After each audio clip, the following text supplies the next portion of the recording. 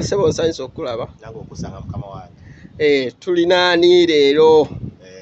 Kaweesa Andrew. Kabana ye Kaweesa Andrew gwe tuli naye ku mukutu gwaffe guno. Ogwa Katumba International ne Alex Pro ku TikTok, ku YouTube Katumba Fred channel. Ojja okusanga programu eno. Leero tumugenyi waffe olwaleero tumusanze ava kukola. Ava ku mulimu ne tugaana ne tumukwatiriza wano ne twagala tumuggyeko interview. Sebo tusanyisa okulaba. Nange okusanga mukama wange. Jebale. Webale okukola. Webale okupakasa. Program obulamu bwekyeeyo tuli wano mu Abu Dhabi mu kibuga ekikulu ekya UAE. Wensinkanye omwami ono Kaweesa Andrew omwana ow'effumbe. Sebo program eyitibwa obulamu bwekyeeyo. Wajadi wano ku UAE. February kitegeeza owezezza omwaka. Obulamu wabusanga otya nga wakajja embeera wagisanga otya? Obulamu kale nafunamu okusomoozebwa okusinziira ku mulimu gwe nasookerako okukola ku kampuni yange gy'ekati mirimu gye najja okukola. Watambulira mu kampuni? Natambulira mu kampuni okubeera ddala ewaka okutuuka wano eno. Era nze we najja natuukira ku mulimu. Notandikirawo okukola? Atotandikirawo okukola bintu yano ya process. Naye kasita otuuka wano edde nga gwo omwezi gwo gutandika okusoma. Ekirungi kyawo naye totandikira okukola cause nze ndowooza otandika okukola biki medical biki byonna almost namala emyezi ng'esatu nga nkyali mu kampu sinatandika kukola kigiwa kya process nga zino zikadi bayita CISPA access cards byonna kikali roughly mu myezi ng'esatu nga nkyali mu kampu naye era oba osasulwa mulimu trainings ezimu z'olina osooka okuyitamu biki kusomesa bwe bityo. Kati otandise okukola obulamu wabusanga ota experience eyo? Emirimu wali ogimanyiiko wali olinako idea gyakuyisa gitya? Kyekyo kiri kye nagambye nti zino ensi ezakula zo ndalamu. Wakuwa omulimu totandikirawo okukola basooka ne bakutendeka kyota trainings mu ekyo kyogenda okukola ki okukola. Wakati ffe twajjanga aba construction helpers oba laborers okitegeera nti era nakyo balina okutendeka mu ekyo kyogenda okukola. Okutendeka mu kino nga safety measures hazards biki bituntu webityo obubenje ebiki ati kwegamba ogenda otutuuka ku mulimu already oli prepared mu ki kyogenda okukola biki byoyinza okusanga mulebe ki bwoyinza okusangamu na butya woyinza okukola ki obuvunduka.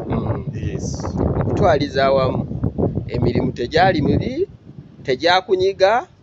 Omulimu tegyanyiga kuba gyali gy'amaanyi. Gyali mirimu ki? Omuwuliriza kyayagala okumanya. Twali tusubya binnya omanyi nga kati Uganda babiyita emisingi ennyumba wegenda otuula ng'abaawo ota emikutu gye basima. Kaakati ate ffe twasima engejje emifulejje nga tugisima nga bagenda kuyisaamu payipo z'amafuta. Kitegeeza kampuni yali ekwatagana by'amafuta. Of course wano mu UAE mu Abu Dhabi it's all about lokasagamba ogenda kola mu oil and gas. Subira ebintu bwebyo kusima baba batwaleyo mu ddungu otunula ebule n'ebweya nga tolina kyolengera okugjako eddungu eryerere. Kitegeera kaakati nga babateeka omwo ne musima jjukira mulimu emisota egy'eddungu mulimu scorpioni enjaba byonna ebyo byonna byonna baba bamaze obibasomesaako zi training ze mugendamu okitegeera nti oba otuuseeyo ogenda kweyisa otya oba otuuse mu ddungu otambula otya mu ddungu otambula booti straight otambula booti otambula zigizaga okitegeera nti otambula booti oyinza okwanguyibwa bino ebiwuka ebibeera mu ddungu okola ki okutemebwa okutema wabula nti naye otambula booti otambula zigizaga kibuzaabuzibwa okitegeera byo biba byekwese wansi mu musenyu. Kakati magezi ki ge wandiwadde oyo atannava Uganda? Magezi ki ge wandiwadde atannava Uganda yandiyagadde okujja nayo okukola? No okujja bajja tukole magezi genamo naye nti tambulira mu mitendera emituufu. Kampani entuufu no wala osana okujja ku visit visa oba olina akakodyo ng'oba olina wano omuntu walina akakodyo osobola okujja ku visit visa naye tambulira mu makubo mutuufu kati omuntu ng'ajja ku visit visa n'omwadde abagezi akasookebwako jangu kobere muko n'akasente beera muko n'akasente siyinza kugamba muwendo ki neeba muko n'akasente gwe wa visit visa naye omuntu avudde ku employment ng'azze okubaka direct akwe n'ojja nga tolina muwadde 10 wano kampuni ebimala kuba ojja tuuka ojja manya ekyokulya weekiri okubaka weekuli transport waali buli kimu bumanyi nga wonaabeera n'omwana we waka ng'omulabirira bulabirizi kati naye obeera wane n'omuntu ng'ajjidde ku employment direct kuva waka. Ekibuuzo ekirala nga tunaatera okumaliriza puroguramu eno, obulamu bwa accommodation n'obulamu obw'okwebeezaawo wekka kyekisinga ali e Uganda yandyagadde kimanya obulamu bw'okwebeezaawo wekka kikyotegeeza oba kye bayita bed space ne accommodation kyekisinga kuggwe.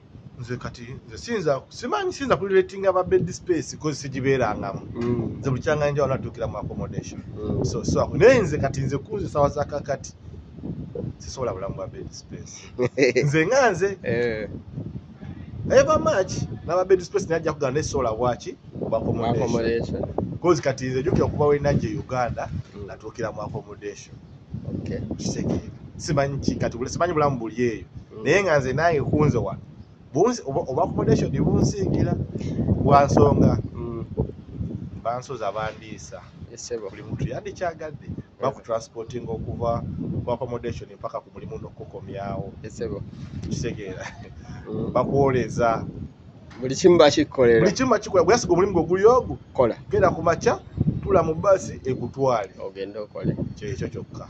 Ekibuuzo ekirala, embeera y'obudde ye Uganda si yemu neyeeno bwe wajja wano embeera y'obudde yakuyisa etya? Embeera teyampisa bubi kujjako embeera yanyigamu awo nga ntandise okukola bakasana kaali kamaanyi nga tuyingidde sama kasana nga kayaka naye nga mulina okusima emifulejje ng'otuuyana olaba nti twasimanga emifulejje egyo nga mbeerayo muti wansi mulayini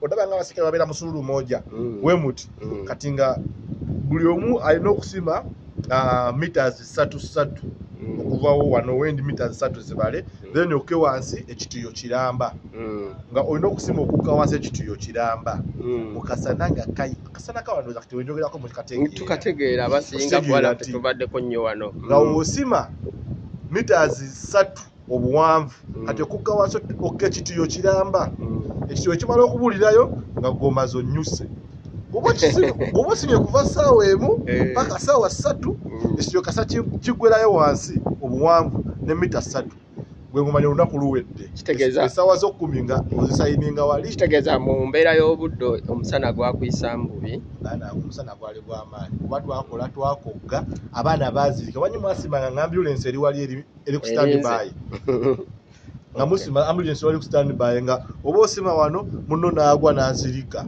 nga bamujja bamuzimbayo naye nga mulina okugenda mu maaso nga mukola so kitegeeza oyo ayagala ova e Uganda okujja wano ajje nga byonna byetegeke owoze kukola wano jamu nefukale kati ya buno omulimu nze bwegwandeeta nakola emyezi 9 nengimalako neŋŋamba sikyasobola kale nakolanga naye nga wenoonya n'akakodya akalala kati wenafuna eno kampuni eri nendizayininga kozi oli mazeko probation yange giba myezi 6 nenfuna kampuni nala nengijjamu yeno gyendi mukati ayeva maaki kale nawo eri musijja amaanyi nnyo okusinziira nga kugiri gye najjiramu okuleka sente sente sizirinako buzibu akasente nkafuna kirungi bukyojja tofunangamu kusomoozebwa kwa kampani mu nsasula awo mba nze wayide zisasula basasula era akasente nkafuna. Ekibuuzo ekisembayo mukama wange Andy Kaweesa gwe bw'oba olaba mu UAE muno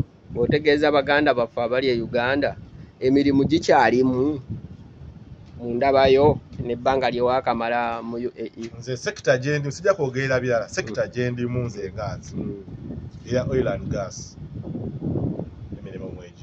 emirimu gikyalimu nze njogerera ku sekita gyendimu gyotegeera kuba byentegeera emirimu mwegiri ate mingi toyanza nnyo mukama webale okujja okubeerako nawe mukama akuwa omukisa nawe agukuwe.